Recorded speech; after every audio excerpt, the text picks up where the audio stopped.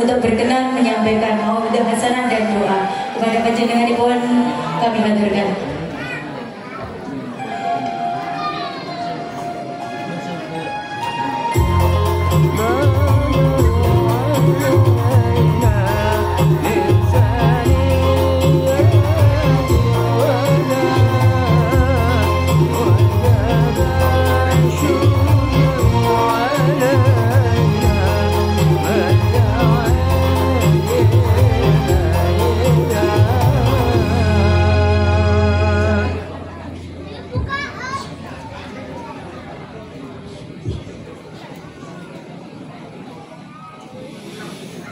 Assalamualaikum warahmatullahi wabarakatuh. Waalaikumsalam warahmatullahi wabarakatuh. Ingkang jawab keras semangat muga-muga umur itu. Amin. Rezekine melimpah. Amin. Panjangkan umurnya. Amin. Mudah urusannya. Amin. Rahmatnya. Amin. Selamat dunia akhiratnya. Amin. Assalamualaikum warahmatullahi wabarakatuh. Waalaikumsalam warahmatullahi wabarakatuh. Bismillah, alhamdulillah ala ni'matillah. Wassalatu wassalamu ala rasulillah Muhammad ibn Abdillah wa ala alihi wa sahbihi wa mawalah. Wala hawla wala quwwata illa billah. Amma ba'du. Hadratul ulama, dumateng para alim, ulama, para kiai, para masyayikh, utaminipun dumateng Bapak Kiai Haji Murwono, ugi dumateng Bapak Kepala Desa Blembem, Bapak Cimanto, beserta Ibu Lurah, beserta para perangkat Desa Blembem. Ugi ingkang kula hormati Ketua Panitia pengajian dan santunan anak yatim, ibu kita yang luar biasa, Ibu Bidar Suyati, mudah-mudahan sehat selalu, panjang umurnya, dipermudah urusannya, amin. Dumateng segenap pengurus takmir masjid, dumateng bapak-bapak atau ibu-ibu, ugi dumateng konco-konco banser, dumateng ibu-ibu muslimat, fatayat, dan ugi para santri dan santriwan, santriwati yang bahagia pada kesempatan ini telah mendapatkan santunan, mudah-mudahan barokah dan manfaat. Amin Allahumma. Allahumma sholli ala sayyidina Muhammad. Bapak Ibu hadirin sekalian, alhamdulillah pada malam ini kita ditakdirkan oleh Allah Subhanahu wa taala dipertemukan, paling tidak ada tempat yang istimewa. Ada 4 yang istimewa. Satu tempat yang istimewa yaitu masjid. 2 waktunya istimewa yaitu 10 Asyura. Yang ketiga bersama orang-orang yang istimewa yaitu orang-orang yang beriman dan bertakwa. Yang keempat kegiatan yang istimewa karena pengajian dan juga santunan kepada anak yatim, ya, luar biasa. Jarang-jarang kita temukan perpaduan 4 unsur ini bertemu dalam satu kegiatan. Ustaz, kok tempat yang mulia bagaimana? Kanjeng Nabi dawuh, ahabbul bilad ilallah masajiduha. Tempat yang paling dicintai oleh Allah adalah masjid. Makanya kulolan panjenengan menawi jadi pengurus takmir masjid Pak, itu termasuk orang terpilih. tidak ada jabatan yang paling mulia kecuali menjadi tamir. Sebab apa? Yang diurusi rumahnya Gusti Allah. Dan tempat masjid inilah sebagai saksi terhadap seseorang itu beriman atau tidak. Kanjeng Nabi niku nate dawuh, idza ra'aitumur rajul ya'tadul masajida fashhadu lahu bil iman. Apabila kalian melihat seseorang sering ke masjid, fashhadu lahu bil iman, maka saksikanlah bahwa dia itu orang yang beriman. Termasuk bapak ibu niki rajin ke masjid nggih. Sholat 5 waktu ke masjid jamaah. Bapak-bapak nggih ngoten nggih? Alhamdulillah. Sholat Jumat sampai Buddha, luar biasa. Cinta kepada masjid. Alhamdulillah. Minumannya memakai bingung lagi.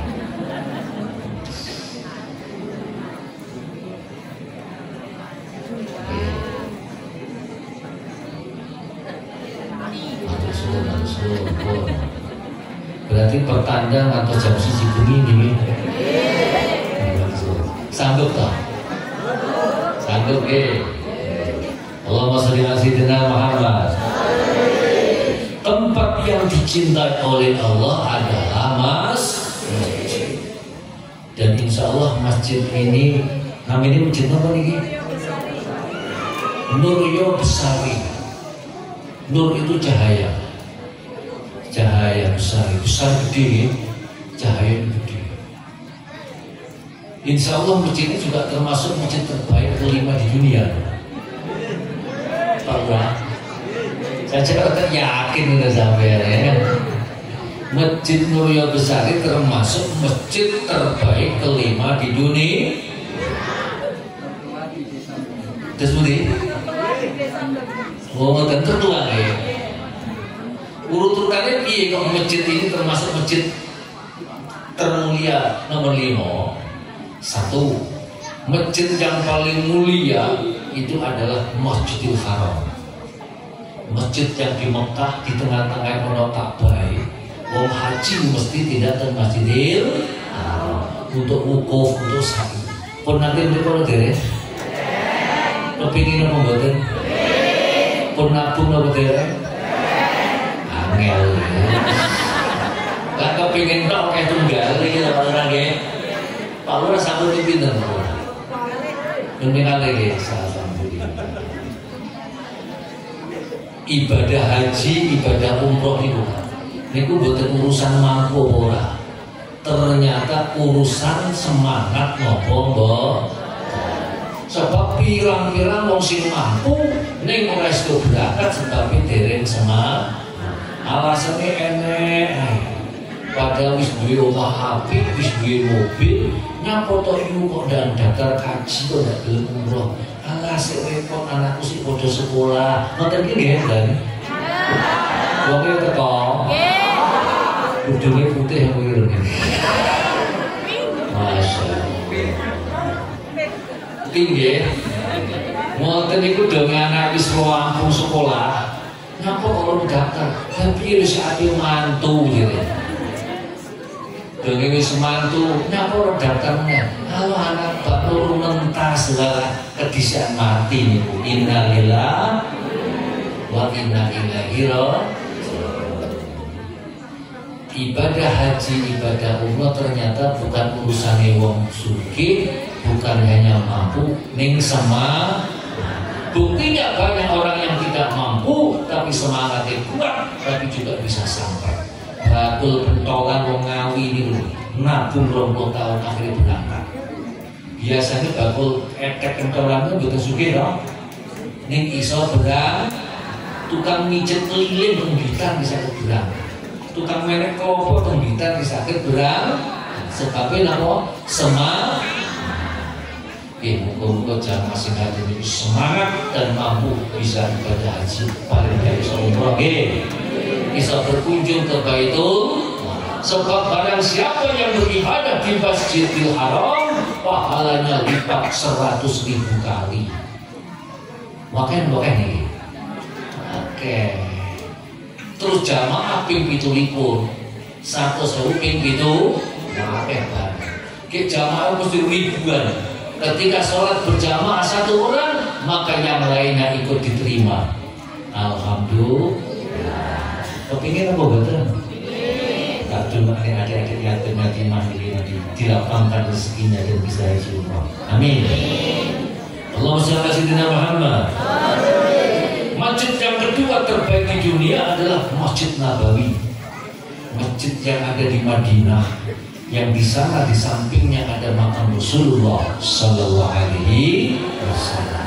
Kata Rasulullah Sallallahu Alaihi Wasallam, barang siapa yang beribadah di Masjid Nabawi, pahalanya lipat 1000 kali. Barang siapa yang sholat arba'in 40 waktu berjamaah dengan berjumpa takbiratul ihramnya imam, dijamin masuk surga bighairi hisab. Alhamdulillah. Pengen apa buatin ziarah makam Rasulullah? Pengen. Mulane yundang daftar haji utawa ora usah pikir-pikir lebih daftar 35 tahun apa iso. Muga-muga umure yo 100 tahun ngoten nggih. Akhire sing iso bilang cocok ya. Allahumma shalli ala sayyidina Muhammad. Masjid ketiga yang terbaik di dunia adalah Masjidil Aqsa. Masjid yang ada di Palestina, yang saat ini menjadi perebutan orang Israel dengan Palestina. Barang siapa yang beribadah di sana, pahalanya lipat 500 kali. Tapi saat ini sih rame nih Pak, berkunjung ke Masjidil Aqsa gawat nih. Perang Iran Israel, banyak kembang api lewat nih. Selanjutnya pun masjid yang keempat terbaik di dunia adalah Masjid Kuba. Itulah masjid pertama kali yang didirikan oleh Rasulullah SAW setelah hijrah dari Makkah ke Madinah. Kata Rasulullah SAW, barang siapa yang punya wudhu dari rumah berangkat ke Masjid Kuba, kemudian melaksanakan sholat, maka baginya seperti melaksanakan ibadah itu Masjid Kuba. Biasanya yang itu menawi tindak haji utawa umrah itu diajak ziarah ke Masjid Kuba. Muga-muga jamaah ini bisa ada kesempatan ibadah haji atau umrah. Amin. Dan yang kelima adalah seluruh masjid di permukaan bumi, termasuk Masjid Istiqlal, Masjid Agung, alun-alun Ponorogo, Masjid Hasan Besari, Jetis, dan termasuk Masjid Nuryo Besari niki sama. Barang siapa yang masuk ke masjid, dia niatnya itikaf dinilai ibadah. Niki mau berniat itikaf modern.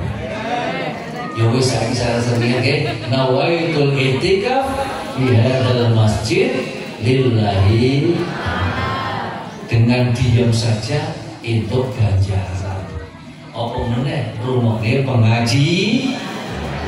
Alhamdulillah. Allahumma sholli ala sayyidina Muhammad. Yang kedua, majelis ini juga mulia. Kenapa? Bertepatan dengan hari yang mulia. Bapak Ibu hadirin sekalian, setahun niku 12 bulan nggih. Ada bulan yang paling mulia, namanya adalah bulan Ramadan. Itu adalah afdhal syuhur. Kemudian ada lagi bulan yang mulia, namanya bulan haram. Itu ada 4 bulan: Dzulqa'dah, Dzulhijjah, Muharram, bulan Rajab. Gak wong Ponorogo bulan Selo besar suro raja. Dari 4 bulan tersebut ada hari-hari yang istimewa. Yakni bulan Dzulhijjah niku yang istimewa tanggal 1 sampai 10. Tapi kalau di bulan Muharram, bulan Suro, sing istimewa tanggal 10 sehingga keluaran panjenengan di tanggal 10 Suro niku disunahne poso. Dan ini sudah menjadi ajaran nabi-nabi sebelum Nabi Muhammad SAW. Ketika tanggal 10 Suro pada poso, sehingga untuk membedakan antara umat Nabi Muhammad dan umat Nabi sebelumnya, Kanjeng Nabi punya cita-cita, besok kalau saya diberi usia yang panjang, berjumpa lagi dengan bulan Muharram, maka saya akan berpuasa pada tanggal 9 Suro atau 9 Muharram. Sehingga umat Kanjeng Nabi Muhammad itu di bulan Suro, bulan Muharram posone rong dino, yaitu Tasu'a kalau Rasul. Niki aku tanggal 9 sampai poso mboten. Karena sing poso linda paling murah sesuk sebaiknya puasa. Sebab nopo poso sedina ing tanggal 10 Suro niku bisa mlebu dosa setahun. Alhamdulillah. Nah, hitungan bulan Muharram, hitungan bulan Hijriah, tanggal 10 niku mulai matahari terbenam waktu maghrib hingga besok waktu maghrib. Sehingga malam ini adalah malam 10 Asyura, adalah malam yang istimewa, sehingga keluaran panjenengan dianjurkan untuk meningkatkan amal soleh. Apakah itu dengan sholat tasbih, sholat hajat, sholat tobat, pun nama diri Pak. Yo, kan pengajian mungkin disambung gitu. Yang ngantuk turun disik, jam 3, terus sholat tobat, sholat tasbih, terus sahur gitu. Manfaatkan kesempatan ini. Kita harus cerdas. Di saat-saat yang mulia, jangan sampai melakukan kemaksiatan, tapi tingkatkanlah amal soleh. Allahumma sholli ala sayyidina Muhammad. Bapak Ibu hadirin sekalian rahimakumullah. Selajengipun di malam Asyura seperti ini, Bapak Ibu melaksanakan kegiatan yang istimewa, yaitu apa? Memberikan santunan kepada anak yatim dan doa. Bapak Ibu hadirin sekalian, memberikan perhatian kepada anak yatim dan duafa ini tidak sembarang orang bisa. Hanya orang-orang yang beriman dan bertakwa saja, mereka yang peduli terhadap anak yatim. Gini mungkin. Sebab apa? Sebab ada iman, ada kepercayaan. Bapak Ibu, orang beriman, orang bertakwa, niku yang namung setiap sholat tok, setiap poso tok, niku ora cukup. Tapi kudu juga derma. Cobi panjenengan buka wonten Al-Qur'an surah Al-Anfal ayat 2 hingga ayat 4. A'udzu billahi minasyaitonir rajim. Bismillahirrahmanirrahim. Innamal mu'minuna idza dzukirallahu wajilat qulubuhum wa idza tuliyat 'alaihim ayatuhu zadatuhum imana wa 'ala rabbihim yatawakkalun. Alladzina yuqimuna as-salata wa mimma razaqnahum yunfiqun. haqqan lahum darajatun 'inda rabbihim wa maghfiratun wa rizqun karim. Innamal mu'minuna idza dzukirallah wajilat qulubuhum. Sesungguhnya orang-orang beriman itu tandanya apabila disebut asma Allah wajilat qulubuhum, hatinya bergetar. Ingat akan keagungan Allah. Paling gak krungu adzan niku maksudi jawab, ora tambah main handphone. Ente mboten krungu adzan pada main handphone. Mau ya teko? Gelas ora bergetar repot. Lek wong beriman krungu adzan disebut asmane Allah, nyekel handphone, main handphone sing penggaweane ning sawah pas ngaret to macul krungu adzan yo ngapa jawab Allahu akbar dijawab Allahu akbar. Asyhadu an la ilaha illallah dijawab asyhadu an la ilaha illallah. Asyhadu anna Muhammadar Rasulullah dijawab asyhadu anna Muhammadar Rasul. Hayya 'alas shalah dijawab la haula wala quwwata illa billahil aliyyil azim. Ketika hayya 'alal falah dijawab la haula wala quwwata illa billahil aliyyil. Allahu akbar dijawab Allahu akbar Allahu akbar.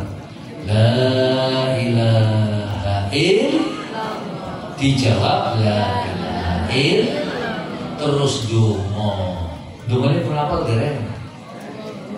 Allahumma rabb hadhihi da'wati tammah wassalatil qa'imah ati sayyidina Muhammadin al-wasilata wal fadila wasyarafatul rafi'ah wa ba'asu maqama mahmudan alladhi wa'ada innaka la tukhliful mi'ad. Ditambah rabbi firli wa li walidayya warhamhuma kama rabbayani shaghira. Ditambah rabbana atina fid dunya hasanah wa fil akhirati hasanah wa qina adzabannar. Amin. Sebab apa? Waktu mustajab itu antarane adzan lan qiyam. Kenapa ketika adzan harus kita jawab? Barang siapa yang mendengar adzan menjawabnya, maka ketika nazak, ketika sakaratul maut, maka akan mudah untuk ditalkin, diajak zikir, menyebut asmaul Allah. Kok enak mau ditalkin, diajak zikir ketika nazak angin, kira-kira lah enak adzan budak mau. Halo. Nonton itu enten ketika sakaraat aduh nonton menjebak Allah angel nonton repot. Padahal mangkana akhiru kalamihi la ilaha illallah dakhalal jannah. Barang siapa yang akhir ucapannya la ilaha illallah masuk surga. Supaya kita ketika nazak sakaratul maut bisa mengucapkan kalimat thayyibah la ilaha illallah, la ene adzan kudu dijawab. Setuju nggih? Allahumma shalli ala sayyidina Muhammad. Bapak Ibu hadirin sekalian rahimakumullah. Tanda yang kedua orang beriman itu apa? Wa idza tuliyat alaihim ayatuhu zadatuhum imana. Apabila dibacakan ayat suci Al-Quran, bertambahlah imannya. Paling tidak musuh seneng lihat Al-Quran dibaca nggih. Yang ketiga, imanu ala rabbihim yatawakkalun, bertambah tawakal kepada Allah. Yang keempat, wa yuqimuna sholata, yaitu menegakkan sholat. Nah ini yang kelima, wa mimma razaqnahum yunfiqun. Jadi tandanya orang beriman itu yang keempat menegakkan sholat. Sami sholat membuat ini sholat. Dan yang kelima adalah menginfakkan sebagian harta alias derma. Jadi orang-orang yang peduli kepada anak yatim ini adalah orang-orang yang beriman. Buktinya apa? Hatinya bergetar ketika disebut asma Allah. Ketika disebut bacakan ayat Al-Quran bertambah imannya, bertambah tawakal kepada Allah, menjalankan ibadah sholat. Dan yang kelima dermawan, gelem nyumbang. Kalau tak ada gelem nyumbang, paling tidak gelem mendukung. Ewang-ewang yang nopo beber kloso, beber karpet, masang terok, wis rumah. Bapak Ibu hadirin sekalian rahimakumullah, menawi kula panjenengan nyumbang niku mumpun ngantos kecil hati. Aku isin nyumbang sithik wong aku ora duwe kok. Enten ngoten niku. Kadang mumpun kecil hati Bapak sekalian. Sebab apa? Gusti Allah ketika memberikan pahala kepada orang bersedekah tidak dilihat jumlahnya, akan tetapi juga dilihat kualitasnya.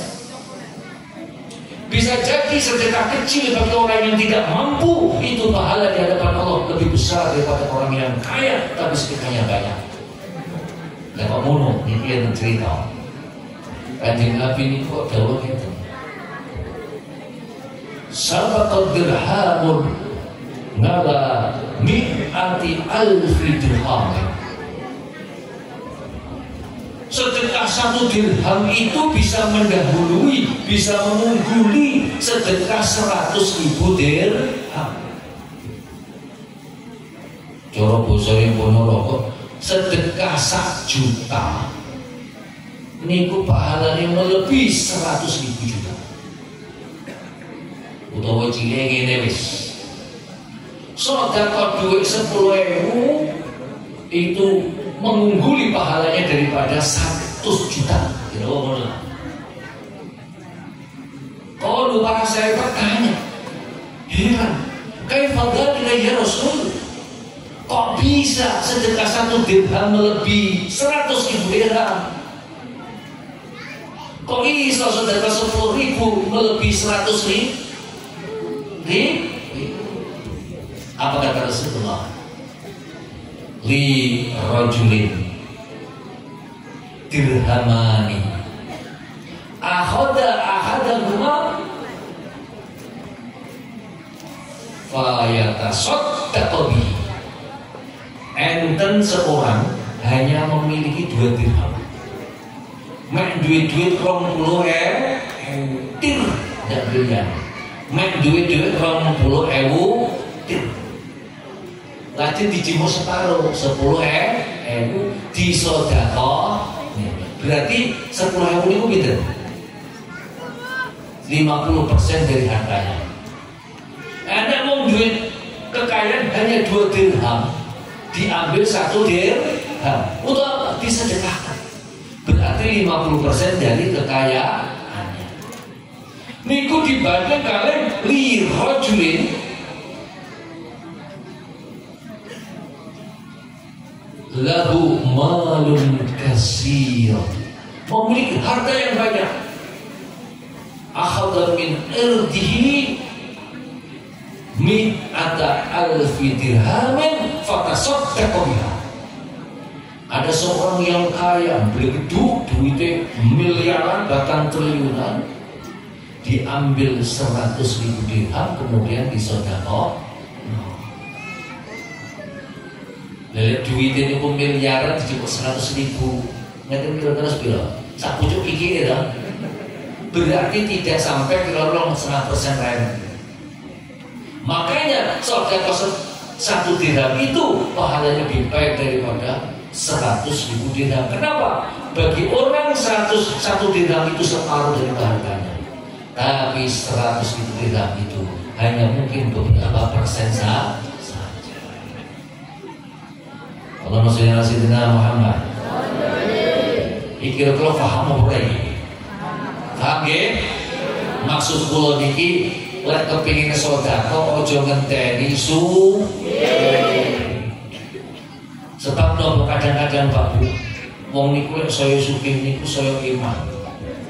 Saya bakil apa saya berlawan? Saya rabot. Contohnya ngeten. Sampeyan nalikane miskin penghasilan sedina 50.000 gitu. Terus duit tabungan 200.000 gitu. Tabungan 200 ngoten kowe nek jumlahe teko Malang moro. Ngoten iku sampeyan nyangoni 100.000 atau mboten niku. Padahal duit sampeyan tabungane nek 200 setengah tabungan jenengan gitu. Tabungane 200.000 ning dompet dijumuk 100.000 mboten ngoten iki dhewe sugih jutaan gitu. Ning lemari niku ada duit 1 miliar. Gitu. Ngoten niku sakupama sampeyan nyangoni 1 juta apa mboten niku? Padahal 1 juta kalau 1 miliar niku namung 10%.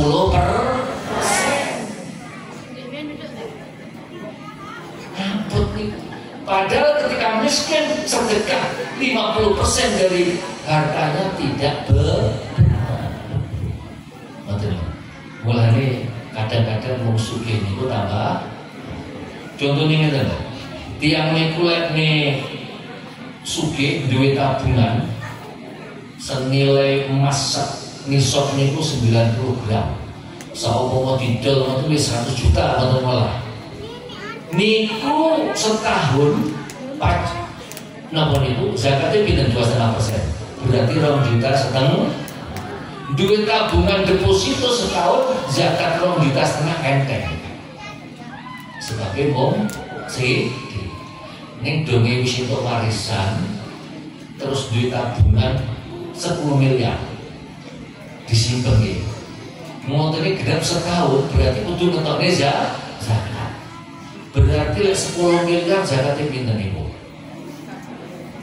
Lek 1 miliar pun 20 juta. 20 juta ping 10 pinten niku? 200 juta. Duit deposito 10 miliar, zakat 200 juta kira-kira gimana niku? Waduh, itu mobil Avanza anyar ya. Padahal itu zakat yang harus dikeluarkan. Mulanya kadang-kadang pun tambah suki tambah bak. Enten ngoten niku. Kok ngene to? Iya ngene paling. Lek ngoten menak dadi wong dermawan apa mboten niku? Mulanya panjenengan kok ora sugih-sugih niku karo Gusti Allah dicetak supaya dermawan. Sebab apa? Iso-iso dhewe sugih malah bakil. Mulane sampeyan biyen kok sik marah dermawan dhewe sugih kok Nah, Bapak Ibu hadirin sekalian, kita kembali bahwasanya sifat kedermawan dan memberikan santunan kepada yatim piatu ini adalah pertanda orang beriman. Sebab boten iman dan percaya itu ya apa? Terus dari Allah boten surah Al-Imran. Ini bagian kados iki Mbak. Wasari'u ila maghfiratin min rabbikum wa jannatin 'arduha as-samawati wal ardu u'iddat lil muttaqin alladzina yunfiquna fis sarra'i wal bersegeralah kamu kepada ampunan Tuhan dan masuk surga, dan itu dipersembahkan kepada orang-orang yang bertakwa. Orang bertakwa itu bagaimana? Alladzina yunfiquna fis sarra'i wal dharra, yaitu orang yang mau berinfak baik dalam keadaan lapang maupun dalam keadaan sempit. Dan kula yakin alhamdulillah untuk kau niku beriman bertakwa kabeh nggih. Bukti ini apa? Santunan kepada yatim piatu 600.000. Biasanya 400.000, 150.000 biasanya. Tahun ini dengan 600.000. Semoga-moga bermanfaat, menjadi modal untuk belajar bagi adik-adik kita. Amin Allahumma. Allahumma sholli ala sayyidina Muhammad. Dan kita doakan dumateng para donatur yang memberikan nopo niku infaknya, sedekahnya untuk anak yatim piatu ini, harta yang tertinggal tambah barokah, rezekinya tambah melimpah. Dawuh Kanjeng Nabi Muhammad sallallahu alaihi wasallam, "Ma naqasat malun bisadaqah bal yazdad." Tidak akan berkurang harta yang disedekahkan, bahkan akan bertambah dan bertambah. Kalau tangkep apa ini ceritanya wong dermawan niku kok jatuh miskin? Enten apa boten? Sebaliknya orang yang bakhil alias jedil medidil niku banyak yang jatuh bahkan naudzubillah min dzalik, biasanya tiang niku bakhil medidil anake ora jelas. Sebab apa? Karena sebagian harta yang dimiliki ini adalah haknya orang fakir miskin. Ketika tidak dibagikan kepada yang berhak, maka itu akan menjadi virus sehingga hartanya kurang barokah dan tidak bermanfaat. Bapak Ibu hadirin sekalian, kita doakan kepada para dermawan yang menyumbang ini hartanya barokah, manfaat. Al-Fatihah. Alhamdulillahirabbil alamin arrahmanirrahim maliki yaumiddin iyyaka na'budu wa iyyaka nasta'in ihdinas siratal mustaqim shiratal ladzina an'amta 'alaihim ghairil maghdubi 'alaihim. Bapak Ibu hadirin sekalian, nyuwun sewu kantos jambi tenan iku. Manut, mau salawat nggih. Salawat Jibril nggih, monggo dipun iringi.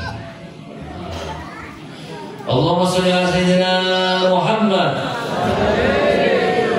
Sallallahu ala Muhammad sallallahu alaihi wasallam.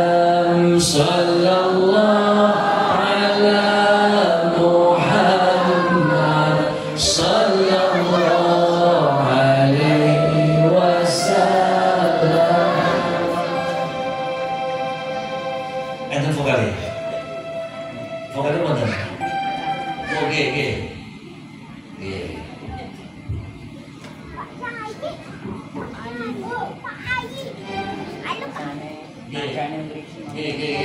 Sobat sekalian, Allahumma sholli ala sayyidina Muhammad. Monggo Dik, saya tak mengikuti sampean.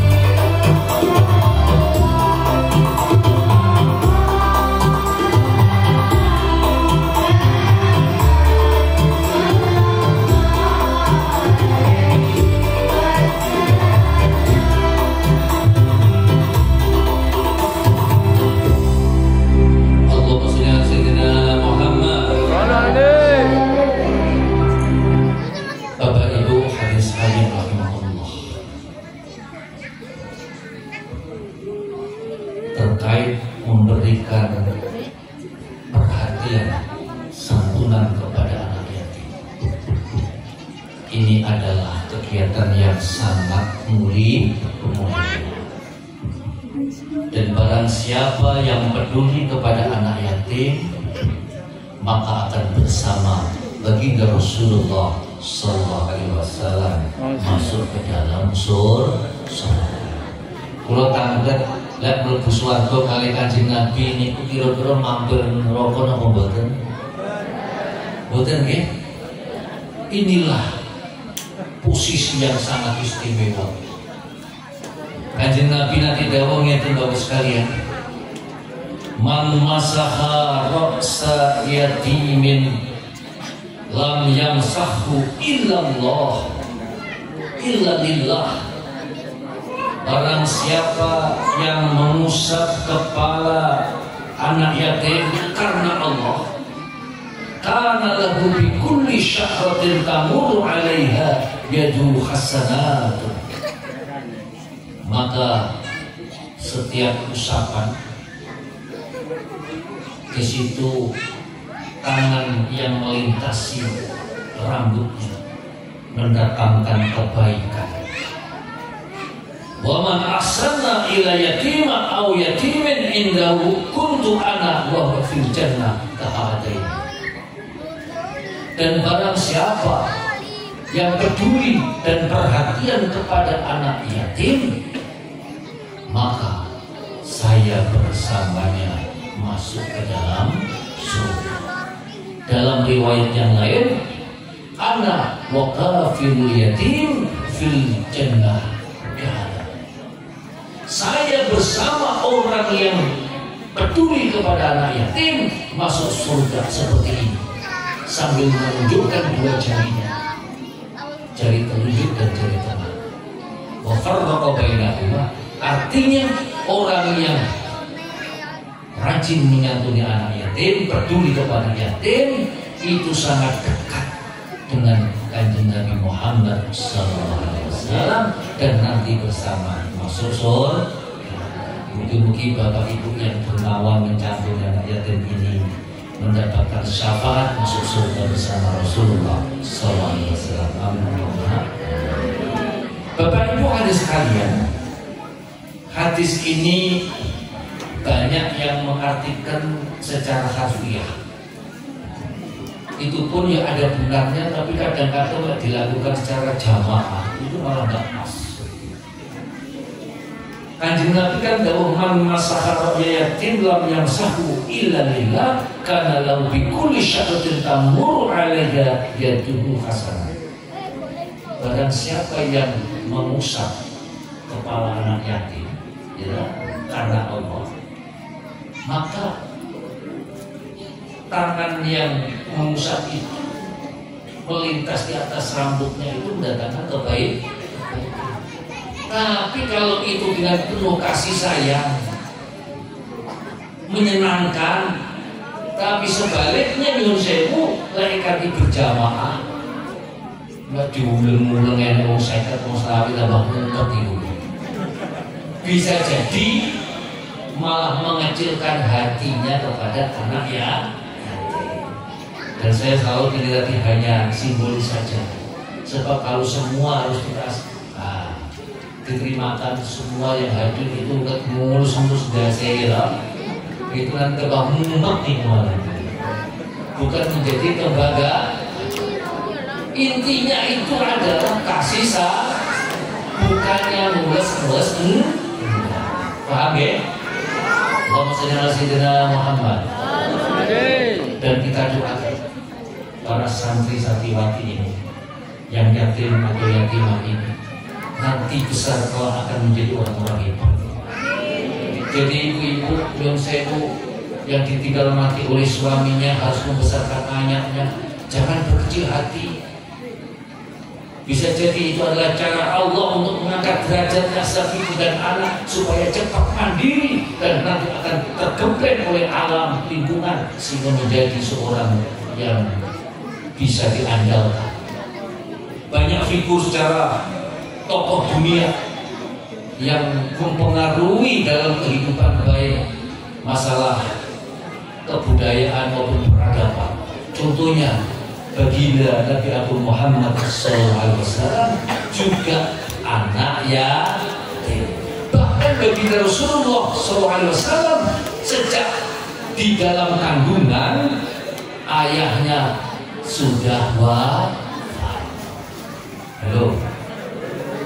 Kemudian ketika Rasulullah usia 6 tahun ditinggal wafat oleh ibunya, sehingga Nabi kita Muhammad dalam keadaan yatim piatu. Kemudian ikut kakeknya Abdul Muthalib sampai 2 tahun kemudian, sehingga usia 8 tahun dia tinggal wafat oleh kakeknya. Baru ikut lagi pamannya namanya Abu Thalib. Dan dalam sebuah riwayat, Abu Thalib itu bukan paman yang paling kaya, tapi pamannya yang paling sederhana. Artinya hidupnya pas-pasan, tapi memiliki kasih sayang kepada ponakannya, sehingga Nabi Muhammad SAW ikut pamannya yang namanya Abu Thalib. Kemudian para tabi'in, para ulama banyak begitu yang yakin, seperti Imam Syafi'i yang menjadi panutan kita di dalam fikih. Beliau lahir pada tahun 1150 Hijriah. Beliau lahir juga usia 2 tahun ditinggal wafat oleh ayah, sehingga dibesarkan oleh ibunya. Ibunya gigih, ibunya soleha, sehingga bisa menghantarkan yang namanya Muhammad bin Idris Asy-Syafi'i, yang terkenal dengan Imam Syafi'i. Usia 9 tahun sudah hafal Al-Quran, bahasa Arabnya sudah mahir, sehingga menjadi seorang alim yang menjadi panutan di penjuru dunia. 50% dari pengikut Sunni Ahlu Sunnah wal Jamaah itu mengikuti Imam Syafi'i, termasuk kita semua yang ada di Indonesia mayoritas mengikuti Imam Syafi'i.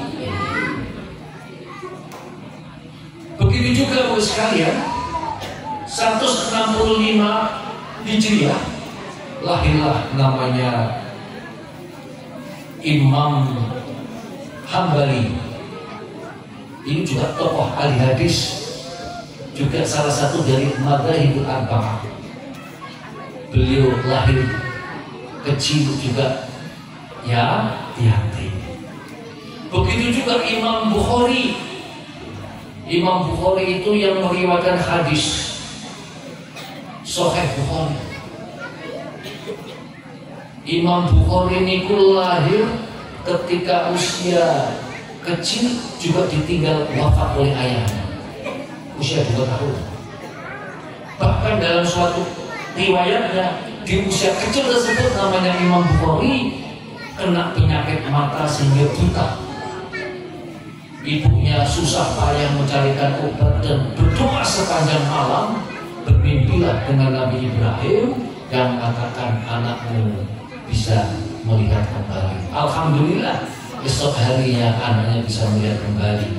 Kemudian dipondokkan, dicarikan orang alim, sehingga dalam usia yang masih anak-anak sudah hafal Al-Quran.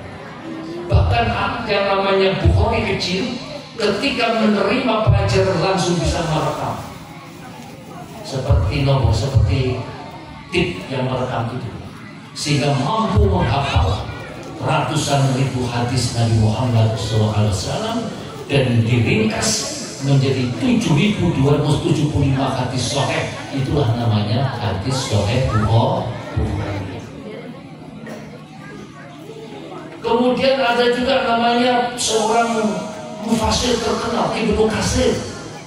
Itu pun juga waktu kecilnya yatim.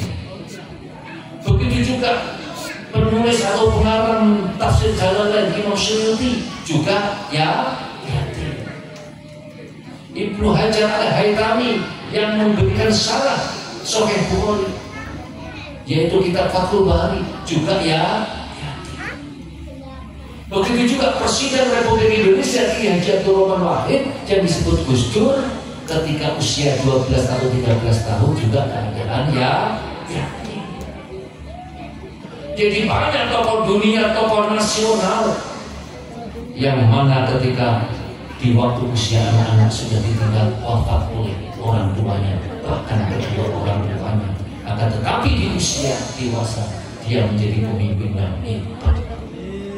Mudah-mudahan para santri santriwati yang saat ini menerima santunan yang telah ditinggal oleh ayahnya kelak di kemudian hari akan menjadi orang yang sukses, anak yang soleh dan soleh. Amin Allahumma amin. Al-Fatihah.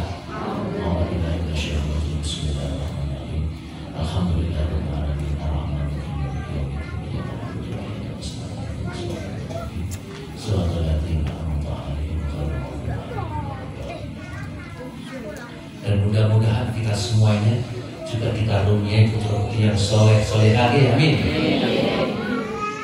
Anak yang soleh itu anak yang baik. Dari Imam Al-Ghazali, Al-Qaim bi huquqillah wa huquq ibadi. Orang yang soleh, orang yang baik itu orang yang bisa menjalin hubungan hablum minallah dengan baik, hubungan hablum minannas dengan baik, hubungan vertikal baik, hubungan horizontal baik, ibadah jumatan Allah sahih, hubungan kepada sosial kemasyarakatan ini sah. Alhamdulillah. Bapak Ibu hadirin sekalian, bejo kemayangan melalui keluaran panjenengan itu sakit menghantarkan anak-anak kita menjadi anak yang soleh dan solehah. Sebab nopo? Investasi tabungan yang paling bernilai itu adalah anak. Anak itu akan menjadi tabungan dan akan menjadi jariah. Kanjeng Nabi nanti dawuh, idza mata ibnu Adam in qata'a amaluhu illa min salas. Apabila anak Adam meninggal dunia, maka terputus amalnya kecuali di 3 perkara. Yang pertama ilmu bermanfaat, yang kedua sedekah jariyah, yang ketiga waladun shalihun yad'u. Anak yang soleh niku di dalam penafsirannya adalah juga termasuk jariah, sehingga diketahuikan kullu amalin ya'maluhu al-waladus shalih yalhaqu sawabu ila abawayhi. Setiap amal kebaikan yang diperbuat oleh anak soleh itu juga akan mengalir kepada kedua orang tua. Sebab anak soleh itu seperti sedekah jariyah, seperti orang sedekah jariyah mendirikan masjid seperti ini. Meskipun orang yang sedang sholat di masjid ini tidak berniat untuk mendoakan kepada orang yang jariah, maka pahalanya pun juga akan mengalir kepada orang yang jariah ke masjid. Begitu juga anak-anak kita yang kita didik menjadi anak yang baik, meskipun tidak berdoa untuk orang tuanya, tapi ketika melakukan kebaikan itu pun juga akan mengalir. Tapi yang pasti anak yang soleh akan selalu mendoakan orang tua. Bapak Ibu pengen membuatkan tabungan putra putri sing soleh ta? Pengen gitu? Pesan dalam paling tidak ada 3 perkara yang harus kita lakukan sebagai orang tua. Jangan sampai dilewatkan. Jangan sampai dilewatkan. Apa 3 perkara itu? Dengan bahasa Ponorogo yang gampang adalah sembur, tutur, bubur. Apa itu sembur? Doa. Doa orang tua kepada anaknya itu mustajabah tanpa ada hijab. Maka orang tua jangan putus-putus mendoakan kebaikan kepada anak. Yang kedua,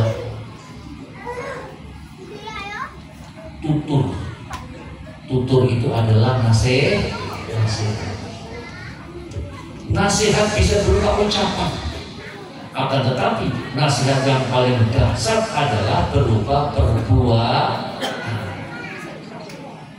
Orang tua mau berikan nasihat kepada anaknya, enak sholat jamaah di masjid.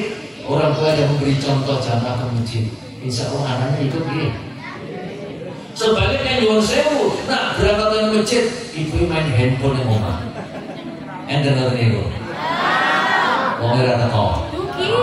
Dugi. Wis memang sing jenenge handphone iki Bu. Niki dajal lho niki. Wong wis kena handphone iki kadang-kadang wis angel kandhanane. Angel. Ini adalah digital. Digital itu adalah jari jemari.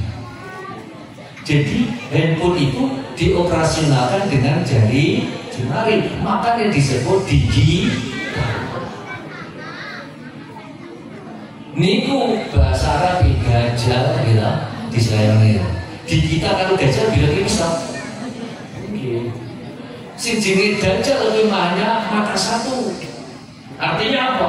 Wong sing jenenge main handphone isine mung seneng tok. Akhirnya lagi kalau kewajiban bahaya. Makanya saya pesan hati-hati dalam berhandphone. Handphone ini ibarat pisau bermata dua. Ada manfaatnya tapi juga ada madorot. Bahaya. Kita harus bisa mengendalikan. Anak-anak di usia nyun sewu balita di bawah 5 tahun kok sudah kecanduan kena yang namanya digital ini, maka paling tidak matanya akan rusak. Dia cepat pakai kacamata. Kalau sudah seperti itu, masa depan suram, masuk tentara, masuk polisi, angel gitu, karena pakai kacamata. Ditambah lagi Yosef, bocah itu kan sering main handphone, akhirnya gerakannya kurang, sehingga badannya lemah, mudah sakit. Maka saya sependapat bahwa anak-anak usia bermain itu harus banyak gerakan, harus dibatasi bermain handphone. Allahumma shalli ala sayyidina Muhammad.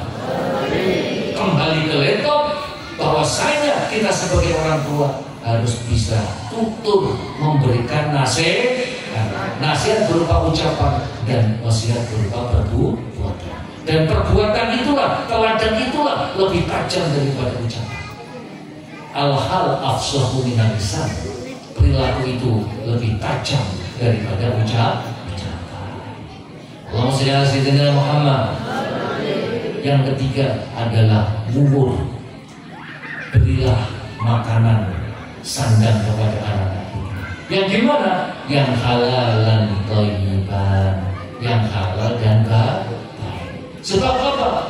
Makanan yang dihasilkan dari yang haram akan berpotensi melakukan kemaksiatan, akan malas untuk berbuat kebaikan. Makanya halalan thayyiban ini penting. Muka-muka kumpulan panjenengan pinaringan putra putri yang soleh dan solehah, ahli ilmi wa ahli khair wa ahli Quran.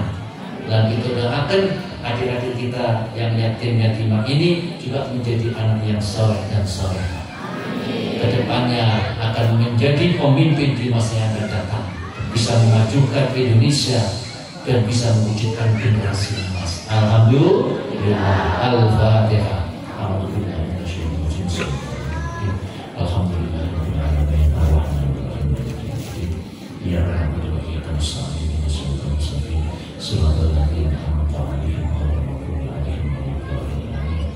Allahumma sholli wa sallim ala sayyidina Muhammad wa ala alihi Muhammad. Walhamdulillahil alamin. Hamdan yuwafi ni'amahu wa yukafi masidah. Ya Rabbana wa tafadhal kama yanbaghi li jalali wajhika wa karami sultanik. Allahumma ighfir lana waghfir abaana wa ummahatina waghfir ikhwanana minal muslimina wal muslimat wal mu'minina wal mu'minat. Allahumma barik lana wa barik fi umrina wa barik fi rizqina wa barik fi auladina wa barik fi hadzal majlisan mubarakan majlisan marhuman, majlisan maksuman, majlisan mardiyan, birahmatika ya arhamar rahimin. Allahumma rzuqna ilman nafi'an wa amalan salihan mutaqabbalan. Allahumma ij'alna wa auladana wa dhurriyyatana wa talamidana min ahli ilmi wa ahli khair wa ahli Quran wa ahli ibadah wa ahli istiqamah birahmatika ya arhamar rahimin. Rabbana atina fid dunya hasanah wa fil akhirati hasanah wa qina adzaban nar. Subhana rabbika rabbil izzati amma yasifun wa salamun alal mursalin walhamdulillahi rabbil alamin. Maulaya salli wa sallim daiman abadan ala habibika khairil khalqi kullihim.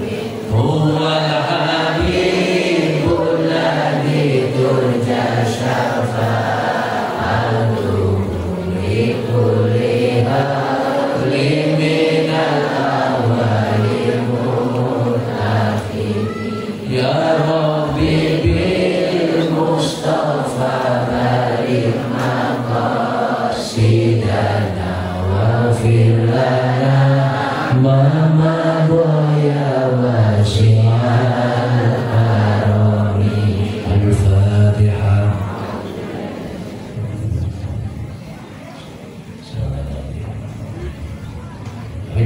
Terima kasih atas perhatiannya, kurang lebihnya mohon dimaafkan. Wallahul muwaffiq ila aqwamit thoriq. Wassalamualaikum warahmatullahi wabarakatuh.